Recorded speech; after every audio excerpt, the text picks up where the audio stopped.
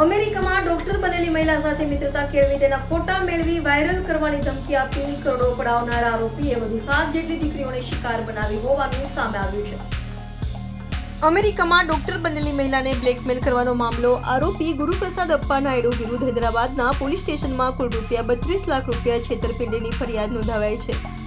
આ પહેલા Surat cyber cell દ્વારા ગત 26 સપ્ટેમ્બર 2024ના રોજ ચેન્નાઈ ખાતેથી આરોપી ગુરુપ્રસાદની ધરપકડ કરી હતી। જે મામલે નામદાર કોર્ટમાં હાજર ફર્ધર રિમાન્ડ મેળવવામાં આવ્યા હતા। આ રિમાન્ડ દરમિયાન કુલ 9 જેટલી દીકરીઓ સાયબર ફ્રોડનો શિકાર બની હોવાનું સામે આવ્યું છે। જેમાં હૈદરાબાદની એક દીકરીએ આરોપી વિરુદ્ધ હૈદરાબાદ પોલીસ સ્ટેશનમાં ફરિયાદ નોંધાવી છે। આ પહેલા ફરિયાદી મહિલાએ આરોપી વિરુદ્ધ સુરત સાયબર સેલ પોલીસ સ્ટેશનમાં ફરિયાદ નોંધાવી હતી। સુરતની ફરિયાદી ડોક્ટર મહિલા સાથે આરોપીએ ₹1.89 કરોડની છેતરપિંડી કરી હતી। જે મામલે તપાસ ચાલી રહી હતી।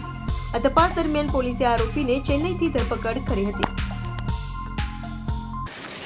ફિગ્મા નામની એક એપ્લિકેશનનો એ સ્ક્રીનશોટને બેંક બેલેન્સને ચેન્જ કરવા માટે સ્ક્રીનશોટનો એડિટ કરવા માટે ઉપયોગ કરતો હતો। આ ઉપરાંત માય ટેલ્સ્ટ્રા, ન્યુમેરો, માય ઓપ્ટસ જેવી અલગ અલગ એપ્લિકેશનનો યુઝ કરીને એ પોતાના વર્ચ્યુઅલ નંબર અલગ અલગ ક્રિએટ કરતો હતો, જેનાથી એ ભોગ બનનારાનો સંપર્ક કરતો હતો। આ ઉપરાંત પ્રોટોન VPN એપ્લિકેશનનો પણ યુઝ કરીને પોતાનું લોકેશન ભારતમાં નહીં પરંતુ બહારની કન્ટ્રીમાં બતાવતો હતો। અને આરોપીના મોબાઈલમાં ફેક GPS નામની એપ્લિકેશન પણ મળી આવેલ છે।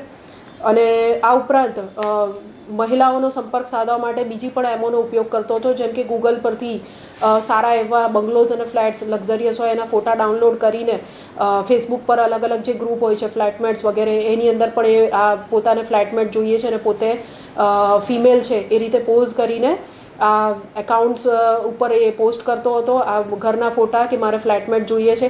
એ મારફતે જે છોકરીઓ તેના સંપર્કમાં આવે એમને કોઈ ફ્લેટ વગેરે ન બતાડે અને એના પછી એનો સંપર્ક સધાય પછી નાણાકીય મદદ કરવા માટેનું તૈયારી બતાવતો અને સાથે સાથે પછી એ પૈસા આપવા માટે પણ લોન પ્રોસેસ કરાવવા માટે મારે પૈસા જોઈશે, આટલો ટેક્સ લાગશે, એ રીતના પણ એણે અલગ અલગ ફ્રોડ કરેલ છે।